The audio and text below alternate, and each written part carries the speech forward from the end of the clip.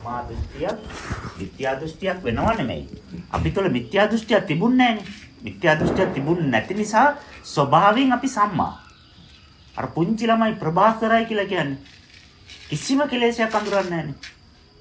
රාගය අඳුරන්නේ නැහැ, ලෝභය අඳුරන්නේ නැහැ, ද්වේෂය අඳුරන්නේ නැහැ, දසසිල් කඩන්නේ නැහැ. හැබැයි ඒගොල්ලෝ සිල්වත් කියලා කියන්නත් බෑ, රාතුන් කියලා කියන්නත් බෑ. අන්න ඒ වගේ ස්වභාවයක්. දෘෂ්ටියක් උපාදානය වෙන්න කලින් දෘෂ්ටි විරහිත වෙලා හිටියා. උපාදාන වෙච්ච ගමන් එයා දෘෂ්ටිගත වෙනවා. නැති එකක් නැතය කියලා දැනගත්තාම එයා සම්මා දෘෂ්ටිකයෙක් වෙනවා. නැති එකක් ඇතේ කියලා විශ්වාස කෙරුවොත් උපාදානය කෙරුවොත් එයා මිත්‍යා දෘෂ්ටිකයෙක් වෙනවා. මිත්‍යා දෘෂ්ටිය කියලා කියන්නේම නැති දෙයක් තියෙනවාය කියන විශ්වාසය. මේ අහුවෙන්නේ මම කියලා විශ්වාස කරනවා. පේන්නේ මට කියලා විශ්වාස කරනවා. ඇයෙන්නේ මට කියලා විශ්වාස කරනවා. මේ දේපල මගේ කියලා විශ්වාස කරනවා. ඒ විශ්වාසය තුල එහෙම එකක් නැහැ. නැති එකක් තියෙනවා කියලා හිතනවනේ. ඒ නිසා ආත්ම දෘෂ්ටිය හැදෙනවා. තාම ප්‍රශ්නෙට උත්තරේ විසඳුන්නේ නැද්ද? දිවට රස දැනෙනවා. කනට ශබ්ද ඇහෙනවා. දැනුනේ රස කාටද? දිවට. ඒක දැනීමක් විතරයි. ඇවුනේ කාටද? කනට. ඒකත් දැනීමක් විතරයි. මට ඇවුනාය තුල අර දැනීමට මම පුද්ගල සත්ව ස්වභාවය දෙනවා. දීලා ඒකට අනුව කටයුතු කරනවා. ඒ නිසා දුක හට ගන්නවා. ඕක තමයි මිත්‍යා දෘෂ්ටිය කියලා කියන්නේ.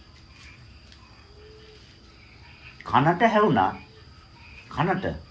කනට ඇහුණා. එච්චරම තමයිලු. මෙච්චරයි කියලා කියන්න එකක් නැල්ලු. හැබැයි කනට ඇහුණා පුදුම වැඩේ. එයා මට බැන්නනේ. ඒ කනට ඇහුන්නේ නැල්ලු. එයාට ඇහුණලු. එයා එතනට එනවා. එයාට ඇහුණලු. කෙනෙක්ගේ ගුණ වර්ණනා කරනකොට ආත්ම වර්ණනා කරනකොට පුදුම සන්තෝෂයක්. සයන්නාතේ නම් ඒට උදේ කිරිපැන් ටිකක් පූජා කරගන්නද? අපි කිරිපැන් එල්ලුවේ නැහැ නේ යාගේ. එයා හරි ශ්‍රේෂ්ඨ කෙනෙක්. එයා හරි හොඳ කෙනෙක්. ශාසනලාභී කිය. ශාසන තිතකාමී. සංඝයාට පුදුමාකාර පෑදීම කියලා ගුණ කිව්වා විතරලු. දැන් අතේරිපල් 2000ක් තියෙනවලු ඒක වේදක් කළා කිරිපැන් පූජා කරන්නලා ඇති. ඇයි ඒ? ඇවුනා විතරක් නෙමෙයිලු. ඒ ඇවුනේ මට කියලා එයා හිතනවා. ඒ නිසා එයාට ආත්ම දෘෂ්ටියක් හැදෙනවා. ඒක නඩත්තු කරන්න එයා ඕන් දන් දෙනවා. හැමදේම කරනවා. බැරි වෙලා පොඩි වරදකට බැන්නාම ඒකෙම අනිත් පැත්ත. අර දීපු දේවල් ඔක්කොම කී බයිනවා. මෙයාට කෙසෙල් කනුත් මන් දුන්නා. මගේ කෙසෙල් කන් කාලා මටම බයිනවා කියලා ඕන් කී අර කෙසෙල් කන ගැන කියනවා එයා. ආත්ම දෘෂ්ටිය උපාදානය වෙලා ආත්ම දෘෂ්ටිය මුල් කරගෙන යම් පින්කමක් කරනවා නම් ඒ ආත්ම දෘෂ්ටියට කැලලක් ඇති වෙච්ච වෙලාවක යම් කිසි කඩතොලුවක් ඇති වෙච්ච වෙලාවක ඒකෙම අනිත් පැත්තේ ඒ විදිහටම එනවා. බලාපොරොත්තු රහිතව දන් දෙන කෙනාගෙන් ගත්තට කමක් නැල්ලු. හැබැයි බලාපොරොත්තු ඇතුව දන් දෙන කෙනාගෙන් යමක් ලබනකොට ඒ තාපසයා දැනගන්න ඕනේ මම මේක දානයක් නෙමෙයි ගන්නෙ ණයක් ගන්නෙ. අනිවාර්යයෙන් මට මේක පොලිත් එක්ක එහෙම නැත්නම් පොලි රහිතව මුදලාරි මට කවදාද දෙන්න වෙනවා. ඇයි බලාපොරොත්තු ඇතුවනේ දෙන්නේ. එහෙනම් මේක ණයක් තමයි මේ ගන්නෙ. සාමාන්‍ය තපස්වරු ණය ගන්නෑ. ඒකයි අර දානයක් දෙනකොට එයා බලාපොරොත්තු ඇතුවද නැතුවද දෙන්නේ කියන එක විමසලා බලන්න ඕනේ. පින්ඩපාතේදී බලාපොරොත්තු නැතුව දෙන්නේ. ඇයි එයාට අපි දැනුවත් කළේ නැහනේ. අසුවල් වෙලාවට එනවා අය, අසුවල් දිශාවට එනවා අය දැනුවත් කළේ නැහැ. එයා දන්නෙත් නැහනේ. අනිත් එක අපි වෙන්නේ සූදානම් වෙලා නෙමෙයි ඉන්නේ. ඒ මොහොතේ ආමු ලෙස දැක්කාම ඊතන දෙයක්, තියෙන දෙයක්, පුළුවන් දෙයක් හැදෙනවා. එතන බලාපොරොත්තු නැහැ. ඒ නිසා ඒ ගැන ප්‍රශ්නයකුත් නැහැ. ඒක ණයක් නෙමෙයි කියලා කියනවා. පින්ඩපාතේ ණය නැහැ කියලා කියනවා. සකසලා දන් දෙනවා කියන්නේ මෙයා සකසන්නෙම ණයක් තමයි සකසන්නේ. සකසලා දන් දෙන ඒ වාර්ෂික දාන, පේරු දාන හැම එකක් තුළම ණයක් තියෙනවා. ඒ අන්තිම ලයිස්තුවක් දෙනවා.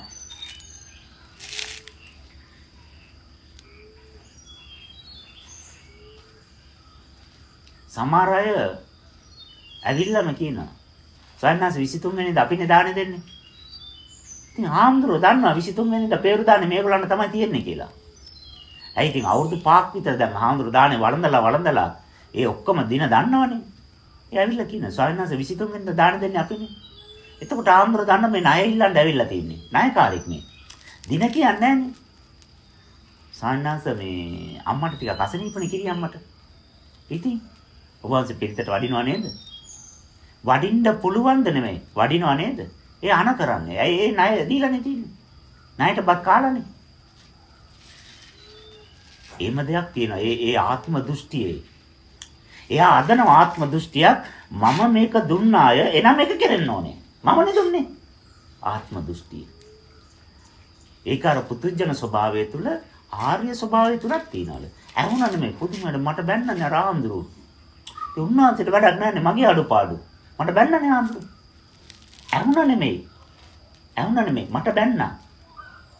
ඕම ආත්ම දෘෂ්ටිය ගන්න මේ ඇස කන දිව නාසය සම මේ හැමදේම මේ ආත්ම දෘෂ්ටිය ගන්නවා. එහෙම දෙයක් වුණා. එහෙම දෙයක් කළා.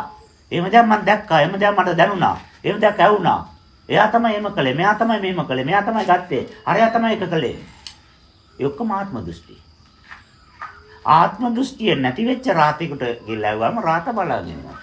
කෙසෙල් ගෙඩියක් නම් තිබුණා තමයි දැන් නැහැ. තිබුණා දැන් නැහැ. කවුද ගත්තේ? ඒක ගත්ත කෙනාගෙන් ආණ්ඩ වෙයි නේද? ගත්ත කෙනාගෙන් ආණ්ඩ වෙයි. උන්වහන්සේ කියන්නේ. කෙසෙල් ගෙඩියක් තිබුණා හැබැයි දැන් නැහැ. එච්චර උන්වහන්සේ කියන්නේ. එතන ආත්ම දෘෂ්ටියක් නැහැ. කෙසෙල් ගෙඩිය අර ආම්ද්‍රවල ගත්තනේ කෙසෙල් ගෙඩිය මං බලන්නේ තුන්නාසේ ඉතින් මහා කෑදර ආම්ද්‍රෝනේ. ඕම් ප්‍රශ්නේ. අර කෙසෙල් ගෙඩිය ගත්තා කියන එකක් කියනවලු. අර ආම්ද්‍රවලට බයිනවලු. එහෙනම් උන්වහන්සේ ඇයි බයින්නේ? උන්වහන්සේ කෙසෙල් ගෙඩිය බලාපොරොත්තුෙන් ඉඳලා. Tamante ඒක ගැන අදහසක් තිබිලා. ඒක Tamanට හම්බුන්නේ ඒකයි මේ බයින්නේ. ආත්ම දෘෂ්ටිය. Tamanගේ ධර්මික චර්යාව තුළ දානශාලාවෙන් උදේ දානේ වළඳලා පටන් ගත්තාම අවසාන ගිලම්පසෙන් පස්සේ ලෙනට කුටියට වඩින මේ මොහොත දක්වාම තමන්ගේ ආත්ම දෘෂ්ටි ඔක්කොම නඩත් වෙනවා මේ නාම රූප වල. අඳුනගන්නේ බොහොම අතලොස්සයි. ඒ කට්ටිය තමයි rahat වෙන්නේ. ඒක ආත්ම දෘෂ්ටියක්වත් අපට පෙන්නේ නැහැ. ඊතන කෝප්පේ උන්වහන්සේ අතන තියලා ගියේ. උන්වහන්සේ අතන තියලා ගියේ. දැන් උන්වහන්සේ කෝප්පේ තිබ්බේ. එයි මං කලබල වෙන්නේ. උන්වහන්සේගේ කෝප්පේ වුණත් මම කැමති විදිහට තියෙන්න ඕනේ. කොහොමද මගේ ආත්ම දෘෂ්ටිය එතන නඩත් වෙන්නේ නැති? උන්වහන්සේට ආත්ම දෘෂ්ටියක් තියෙනවා අය කියලා ඒ සත්පුද්ගල ස්වභාවයෙන් ඒක බැලුවා විතරක් නෙමෙයි තව වර්ධකුත් කරනවා. ඒකත් එක්ක මගේ එකත් පොඩ්ඩක් නඩත්තු කරගන්නවා. හරි ආසයි ඒක නඩත්තු කරගන්න. ඒ විදිහට තමකමත් නඩත්තු කරගෙන අනුන්කමත් ඒක නඩත්තු කරනවා. ඒ හැම ඉරියව්වක් තුළ මේ ආත්ම දෘෂ්ටිය තියෙනවා. දකින්න හැමතැනම මේ ආත්ම දෘෂ්ටිය නඩත්තු වෙනවා. ඇහෙන හැම ශබ්දයක් ගන්න මේක නිර්මාණය වෙනවා. සමහර සාන්නාංශීලා මේ පටිච්චසමුප්පාදේ හොඳට දන්නවා. අවිද්‍යාව පත්‍ය සංඛාර පත්‍ය විඥාන ඕමනේ යන්න ඕනේ. හැම තැනම ඉතින් දුකනේ තියෙන්නේ. ඉතින් දුක පත්‍ය අවිද්‍යාව කියලා එහෙම එකක් තිබුණ නෑනේ පොතේ. උන්වහන්සේ පිස්සු උන්වහන්සේ දන්න තියකක් නිකන් ඉන්න එපා කියලා ඕම් කලබල නෑ. ඒ කලබල වෙන්නේ. උන්වහන්සේ එකක් දන්නවා. ඒ දන්න දේ දන්න විදිහට කියවුන්නේ නෑ. ඕම් ප්‍රශ්නේ. සූත්‍රයක නමක් වැරදෙන්න බෑ. ඒකේ අඩංගු කරුණු වෙනස් වෙන්න බෑ. ඒ බලන්න මේ ධර්මයේ තුල පවා ආත්ම දෘෂ්ටි තියෙනවා. තියෙනවා නම් යමක් පොතේ ඒක ඒ විදිහට කියවෙන්න ඕනේ. පොඩ්ඩක් හරි වැරදුනොත් ඉවරටම ඉවරයි. ඒ ආත්ම දෘෂ්ටිය. ඒ ආත්ම දෘෂ්ටිය තමයි තියෙන්නේ. පොතේ මම බලපු පොතේ එහෙම තිබුණා උන්වහන්සේ බලපු පොතේ සමාට එහෙම තියෙන්න පුළුවන්. ප්‍රශ්නයක් නෙමෙයි. ඉතින් මමත් පොතක් නෙවෙලුවේ. මොනවාරි ඒ පොතේ තිබුණානේ දැන් මුන්නාන්සෙත් මොනවාරි පොතක් නේ බැලුවේ ඒ පොතේ එහෙම තියෙන්න පුළුවන්නේ. ඒකේ කවුරු එහෙම ලියලා තියෙන්න පුළුවන්නේ. ලෝකෙම එක පොතයිද තියෙන්නේ. එහෙම හිතන්න. එහෙම හිතකාමි නෑ යා. ඒ හැමතැනම මේ ආත්ම දෘෂ්ටිය නඩත් වෙනවා. ඔව්ගේ කියන එකත් ආත්ම දෘෂ්ටියක් වල මගේ කියන එකත් ආත්ම දෘෂ්ටියක්. මගේ දේවල්වත් මට අයිති නැල්ලු. එන කාටද අයිති? කාටද අයිති? මගේ දේවල් කාටද අයිති? ඔබ වහන්සේගෙන් අහන්නේ. මගේ දේවල් කාටද අයිති?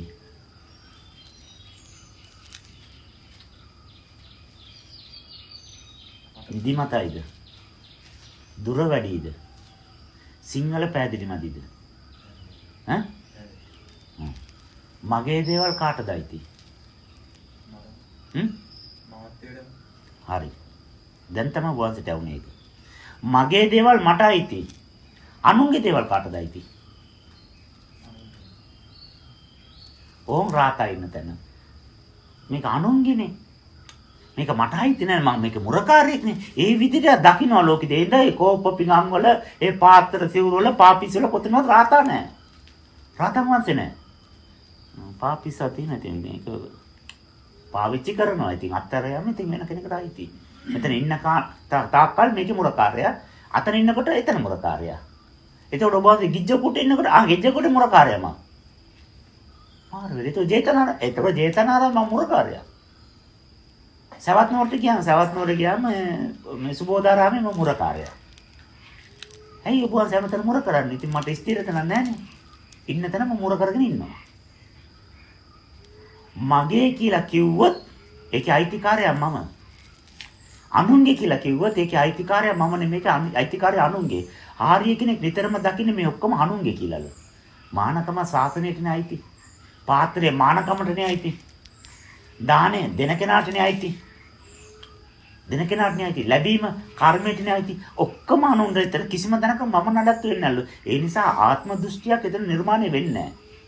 උනත් බොහොම සියුම් ලෙස නිර්මාණය වෙන්නේ ටක් ගාලා උන්වහන්සේ කඳුන ගන්නවා ටක් ගාලා ඒක නිවැරදි කරනවා. මිත්‍යා දෘෂ්ටික ආත්ම දෘෂ්ටිය තුළ ජීවත් වෙනවා. සම්මා දෘෂ්ටිකේ ආත්ම දෘෂ්ටිය අඳුනගෙන ඒක නිරෝධ කරන වැඩපිළිවෙලේ යෙදෙනවා. ඒ නිසාලු යාට භව හතක් තියෙන්නේ. භව හතක් කියන්නේ ඒ නිසා එයා හඳුරනවා. ඒක නිරෝධ කරන වැඩපිළිවෙලේ ඉන්නවා. මිත්‍යා දෘෂ්ටික අඳුරගෙන නැහැ. ඒක තුළ එයා ජීවත් වෙනවා. අම්මා ඉන්නවායි තාත්තා ඉන්නවායි ගෙවල් තියෙනවායි බයිසිකලයකුත් තියෙනවායි ඒක තෙල් ගාලා තියෙනවායි ඕම එකක් එයා හිතාගෙන ඉන්නවා. ඇත්තටම එහෙම දේවල් නැහැ. තියෙනවා කියලා හිතන නිසා මිත්‍යා දෘෂ්ටිකය ඒක තුළ ජීවත් වෙනවා. ලස්සනට ඉන්නවා. හොඳ රතුපතු ගාලා ලස්සනට ඇඳලා කරලා කාලා බීලා රේඩියෝ එකකුත් දාලා සින්දුවකුත් දාලා පොඩි ඩාන්ස් එකක් දාලා එයා ඉන්නවා. ඇයි ඒ ඔක්කොම තියෙනවා යාට. හැබැයි සම්මා දෘෂ්ටිකරද පේනකොට යාට තියෙන මේ මොකවත් නැහැ. තියෙනවායි කියලා හිතාගෙන අපි හැමතැනම අහු වෙලා මුලා වෙලා හැමතැනම මම නිර්මාණය වෙලා. ඒක යා නිවැරදිව දකින්න නිසා ඒක නිරෝධ කරන වැඩපිළිවෙලේ යෙදෙනවා. සම්මාව පුහුණු කරනවා යා. දැන් පැහැදිලිද? හොඳයි. ඊළම්පසට සූදානම් වෙන්න. දේශන ශාලාව මැද සංඝය සාකච්ඡා කරන මැද වතුර අලයි. අපි කියලා ඇලුවොත් ඒක ප්‍රශ්නයක් නෙමෙයි.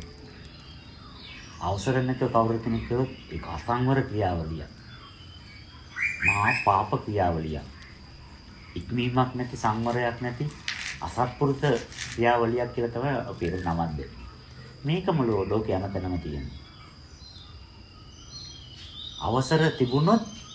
අවසර තිබුණොත් ඒක විවාහ ජීවිතයක්. අවසර නැත්නම් අන්‍යයන් සම්බන්ධයක්. අර කොල කැල්ල නැහැ. කෙලෙස් වල ස්වභාවය ඕක. ඕක තේරුම් ගන්න බැරි නිසාලු සත්‍ය ඉපදෙන්නේ. අවසර දුන්නනේ. එනක ප්‍රශ්න නැහැ. කවුරුත් ඒකට මොකද වචනයක් කියන්නේ අවසර දීලා තියෙනවා. නිවීමෙන් අවසර තියෙන කිසිම දෙයක් කෙලෙස් නෙමෙයිලු.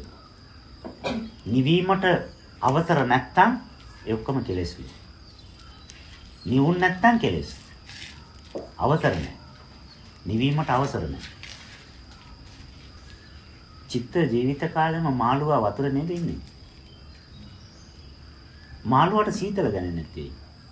සරලව මාළු හොඳට කන්න ඇති මේ කාලේ නේද? ලෝල්ලු එන්නේ. ආල්මස් වීඩියෝ දෙකකින් යන්නෙත් නෑනේ නේද? ඉවර වෙනකන් ඉන්නවා එතන. ජීවිත කාලෙම මාළු වතුර ඉන්නවලු මාළුට සීතල දැනෙන්නේ නැතිලු. ඇයි නෑ. පොටි ධර්මතාවය තමයි පොඩ්ඩ සරලව හිතන්න. මාළුවා ජීවිත කාලෙම සීතල හඳුනාගත්තේ නැල්ලු. එහෙනම් මට දුක දැනෙන්නේ ඇයි? සීතල දැනෙන්නේ නැහැ. සීතල කියන්නේ දුකට. මම අඳුනගෙන ඉන්නේ. ඒ අඳුනගත් එක තමයි ප්‍රශ්නේ. ඒක විසඳන්න තමයි කමටන් වඩන්නේ. කෙලෙස් අඳුනගත්තා. අඳුනගත්ත නිසා දුක අටගත්තා. ඒ දුක වාව ගන්න බැරි වුණා. ඒකෙන් නිදහස් වෙන්න සාස්ත්‍රුන් වහන්සේ සරණ ගිහිල්ලා ගොඩාක් දේවල් පුරුදු කරන්න සිද්ධ වෙලා. ගිලම්පස වලන. ලෝකයක් ඇදෙන්නේ ඇයි බෝධි? කෙලෙස් වල අවශ්‍යතාවයට. ලෝකයක් හැදෙන්නේ කෙලෙස් වල අවශ්‍යතාවයට. කෙලෙස් හැදෙන්නේ ඇයි? පැවැත්මේ අවශ්‍යතාවයට. පැවැත්ම හැදෙන්නේ ඇයි? මේක තමයි ලෝකෙ පිළිබඳ තියෙන සරල සමීකරණය. ආර්යවරු උදකලා වෙලා නිතරම ගවේෂණ මේකට හේතුව මොකද්ද? ඒතර අරකට හේතුව මොකද්ද? එහෙනම් මේක නම් ඵලයට මොකක් විය යුතුද හේතුව? ඒක හොයා ගන්නවා. එව්වාම මේක මොන විදිහටද පේන්නේ මේ මුළු පෘථිවියම?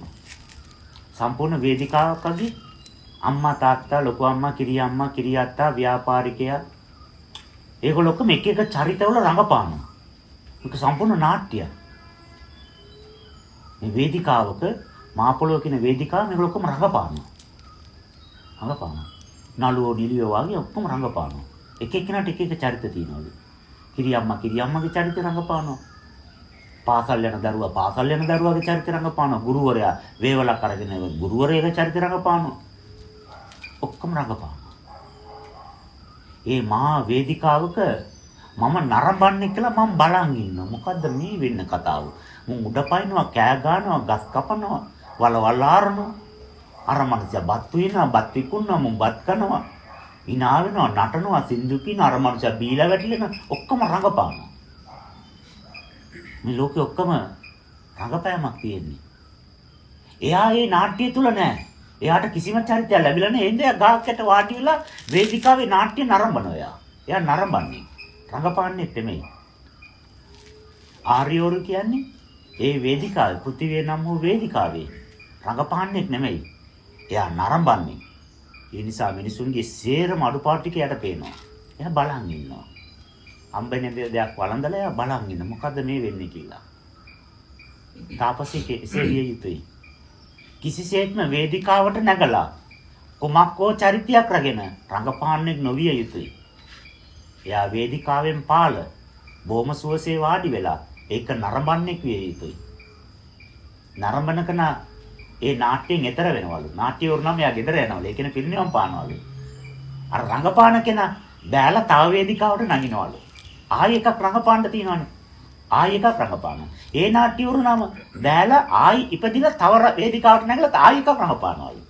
නරඹන්න එම නෙවෙයි. ඒක ගොඩක් වැඩ තියෙනවලු. නාට්‍ය ඉවරෙච්ච ගමන් එයා වැඩ ඉවර කරගෙන යනවලු යන්නේ. එයා යනවා. එන්න මේ ලෝකේ හැම චලනයක්ම හැම ගනුදෙනුවක්ම හැම ක්‍රියාවලියක්ම Tamanට අයිති නැති පරිබාහිර දෙයක් විදිහට දකින්න. Taman ඒක තුල නෙමෙයි කියන එක නිතරම හිතන්න. වෙන් වෙච්ච ස්වභාවය තුළ ජීවත් වෙන්න. එතකොට ලෝකෙ වෙන් වෙලාම යනවා. නැත්තම් වේදිකාවක චරිතයක් තමයි රඟපාන්න වෙන්නේ. ඒ කාලේ ලක්ෂිතේ ඉන්නකොට මට මැටි කෝප්පයක් හම්බෙලා ඉන්නවා. වතුර බොන්න. මම ඊබ මැටි කෝප්පෙන් ගොඩක් කාලයක් පැන් වැළඳුවා. අවුරුදු 20ක් 22ක් විතර තියෙන කාලේ. මගෙත් එක්ක තපස් රකපු කෙනෙක් ආමුලෙස ආපු කෙනෙක් එතන එයා දන්නේ නැහැ ඒක මගේ කියලා. එයා ඒ කෝප්පේ ගත්තා. හොඳ කෝප්පයක් නේ. තම්බොන්න හොඳයි කියලා. මගේ ළඟ හිටපු කෙනා යාට කිව්වා ඒක 80ලාගේ කෝප්පේ එක තියන්න කියලා. මම කනේ ඒක ගන්න. එතකොට යාට තේරුණා එයාගෙන් වරදක් වුණා කියලා. ඒක ගන්න කියපු නිසා ඒ වරද බරපතලයි කියලාත් යාට තේරුණා. තග්ගල මගේ ළඟට આવ્වා ස්වාමීනි එතකොට ගන්නකන් නොකිව්වේ. මං කිව්වා ඒක මගේ අවශ්‍යතාවයට නම් තියෙන්නේ. ඒක මගේ කියන්නේ මට අවශ්‍යයි. එහෙමනම් ඒක මා සතුව තියෙයි. මම මේක මගෙන් වෙන් කරලා මගෙන් ඈත් කරලා තිබ්බේ අවශ්‍යතාවය මට නැති නිසා. ඔබ ඒක ගත්තේ ඔබේ අවශ්‍යතාවය නිසා. එහෙනම් අවශ්‍යතාවය තියෙන කෙනාට ඒක අයිති. අවශ්‍යතාවය තියෙන කෙනාට අයිති. ඔබේ අවශ්‍යතාවයට ඒක ඔබ සතු වුණා. ඒක ඔබට අයිති ඔබ ගන්න කියලා කිව්වා. මම ආයේ ඒකෙන් පැන් වැළඳුවේ නැහැ මගේ ජීවිත කාලේ. එදා මට ඒ තේරිච්ච ධර්මතාවයේ කෝප්පේ ගත්ත කෙනාට අයිති කෙනෙක් නෙමෙයි. මේ ලෝකේ කර්මයේ අවශ්‍යතාවයේ කර්මයේ අයිති කෙනාට ලේක අයිති වෙන්නේ. මගේ කර්මයට අනුව මේක මට අයිති. මගේ කර්මය මට අයිති නැත්තම් මේක මට ලැබෙන්නේ නැහැ, වෙන කෙනෙකුට ලැබෙනවා. මේ වෙනකොට කීප දිනකට ගිලම්පස ලැබිලා නැහැ. ඇයි ලැබිලා නැත්තේ? ඒ කර්මය නැහැ. ඒ නිසා ලැබිලා නැහැ. කර්මයේ තියෙන අයට ලැබිලා තියෙනවා. එහෙනම් කර්මයේ අවශ්‍යතාවයටයි ඒක ලැබෙන්නේ. එහෙම නැත්නම් ඒකට මගේ කියලා අයිතියක් මට තියෙන්නේ නැහැ. ඕන් ආත්ම දෘෂ්ටිය. කර්මයේ අවශ්‍යතාවයට මේක ලං වුණා. කර්මයේ අවශ්‍යතාවය ඉවරයි. ඒක ඈත් වුණා. අසවලටයි මාර වැඩි. ඊයේ මගේනේ. දැන් අද එයා එහෙනම් ලං වෙන්නේ කර්මයේ අවශ්‍යතාවයට. ඈත් වෙන්නේ ඒ අවශ්‍යතාවය සංසිඳුනාම. නැ කර්මානුරූපීව තමයි මේවා ලං වෙන්නේ, ඈත් වෙන්නේ, තමන් ළඟ පවතින්නේ, අනුන් ළඟ පවතින්නේ, තමන්ගේ වසඟේ පවතින්නේ, අනුන්ගේ වසඟේ පවතින්නේ, අයිතිවාසිකම් වෝමාරකම කර්මයේ අවශ්‍යතාවයට. ඕම් භෞතික දේ තුල ආත්ම දෘෂ්ටිය ගැලවෙන තැන. ඉවත්ම වෙල ඒ ආත්ම දෘෂ්ටිය කියා. එයා දකින්න මාර කර්මයක් නේද? පාපිස්සක ඇවිල්ලා තියෙන රුපියල් 500ක් විතර වටිනවා. ඒක කොහෙන්ද නේ ඉල්ලාවේ? කිලෝමීටර් 100ක දුර ඉඳලා ඉතිල්ලා ඇවිල්ලා මෙතන තියෙනවා. ඒ කර්ම අවශ්‍යතාවයට ඇවිල්ලා යා. මොකද්ද කිව්වම එයා සංසාරේ ඉපදිලා එක ගුරුවරයෙක් ළඟ මානදම් පුරලා ඒ ගුරුවරයාට ගල්ලනේ කියලා ඒ සක්මන් මළුවේ හොඳට ගල්ලොකම අයිකල හොඳට අතුපතු ගාලා වැලි හලලා දාලා ලස්සට සියුම් හදලා කකුලට හරි සනීපයි ගුරුවරයා. ගුරුවරයා පාගන හැම මොහොතෙම හිතනවා පුදුම සනීප ශිෂ්‍යයා පුදුමාකාරව වත් කරලා නේ කියලා එයා සතුටුනාලු. ඒ සතුටු සිතුවිල්ලෙන් ඇතිවෙච්ච කර්මය අද උන්වහන්සේගේ කකුලට ඒ සුවේ දැනෙන්න ඒ පාපිස්ස මෙතනට ඇවිල්ලා. මොනවාද? ඒ කර්මයේ අවශ්‍යතාවයට ලේක ආවේ. එයාගේ අවශ්‍යතාවයට ආවේ නෑ. එයාට අයිතිත් නෑ ඒක. අර කර්මයේ අවශ්‍යතාවයට මෙතනට ඇවිල්ලා. ඒක කර්මයේ අවශ්‍යතාවයක් විදිහටම දකිනවා. කර්මය ඉවරුණාම ඒක ගියා. කවුරු කෙනෙක් අනේ පරණ පාපිස්ස මේක මෙතන දාලා පවුනේ තාපතේ කියලා කරන් යනවා. ඒක පුච්චල දාන එහෙම නැත්නම් වෙන තැනකට දානවා. බලනකොට ඔය උදේන හැල්ලුවේ ඒක. ඒක අරන් ගියා. කර්මයේ අවශ්‍යතාවයට මේ සියලුම නාම රූප ගමන් කරනවා. සංචාරයේ දීලා තිනවා. අද අපේ එට ඒගොල්ලන්ගේ. අනිදට අරගොල්ලන්ගේ. බඩමුට්ටු භෞතික හැම දෙයක්ම සංචාරය කරනවා. අයිතිවාසිකම් සංචාරය කරනවා. අර සුද්ධ හැමතැනම ඇවිදින ඒ වගේ මේව ඇවිදිනවා. සමහර වාහනවල ට්‍රාන්ස්ෆර් ෆෝම් එක ගත්තාම පොතක් වගේලු. ඇයි? ඒ තරම් ට්‍රාන්ස්ෆර් වෙලා මේක. ඒ කර්මයට ඒක මාරු වෙවි යනවා. මිනිසුත් එනවා විවාහ වෙලා ඉන්නවලු ඊළඟ දවස් බලනකොට වෙන කෙනෙක් එක්ක විවාහ වෙලාලු. වෙන කෙනෙකුට අයිතිද? මිනිසුත් එහෙම රැඳෙන්නේ නැල්ලු. සිදුවත් කුමරුට ඒ ගී කාලේ බිරියත් එච්චරලු රැඳෙන්නේ. එතනින් පස්සේ රැඳෙන්නේ නැල්ලු. යසෝදරාට එතනින් පස්සේ එක විනාඩියක්වත් ඒ සිදුවත් එක්ක ජීවත් වෙන්න බැරිලු. එච්චරයිලු. එතනින් යට නෑ. ඒ කර්ම අවශ්‍යතාවයට ආවා, කර්ම අවශ්‍යතාවයට හිටියා ඉවරයි. ඊට පස්සේ සිදුවත් කුමරු තමන් එක්ක තමන් යන්න ඕනේ. සිදුවත් කුමරුට සිදුවත් කුමරු විතරයි. ලෝකේ වෙන කවුරුත් නෑ. ඒ විශ්ව ධර්මතාවයේ දැකපු කෙනෙකුට භෞතිකයෙන් තමකම හැදෙන්නේ ආත්ම දෘෂ්ටිය හැදෙන්නේ නැහැ යාට. ඒ හැමදේම ඒකෙන් දකින්නවා. ඒ ධර්මතාවයෙන් දකින්නවා. තිබුණොත් තියෙන්නේ කර්ම අවශ්‍යතාවයට මගේ අවශ්‍යතාවයට නෙමෙයි. ලැබුණොත් ලැබෙන්නේ කර්ම අවශ්‍යතාවයට මගේ අවශ්‍යතාවයට නෙමෙයි. දුන්නොත් යමෙක් දෙන්නේ එයාගේ කර්ම අවශ්‍යතාවයට මිසක් එයාගේ අවශ්‍යතාවයට නෙමෙයි. මේක දකින්න නිසා ලැබෙනකොටම එයාගේ කර්මයේ අවශ්‍යතාවය දකින්නවා. එයාට ලැබුණ නැහැ කියලා හිතනවා එයා. එයාට ලැබිලා නැහැ කියලා හිතනවා. ඒක අයිති එයාගේ නෙමෙයි කියලා හිතනවා. ඒ නිසා එයා එතන ඉපදෙන්නේ නැහැ. එයා එතන ඉපදෙන්නේ නැහැ. එතන එයාගේ ඉපදීම අයිමි වෙලා. එයාගේ ආත්ම දෘෂ්ටිය ගැලවිලා. බලංගල ඉවරයි.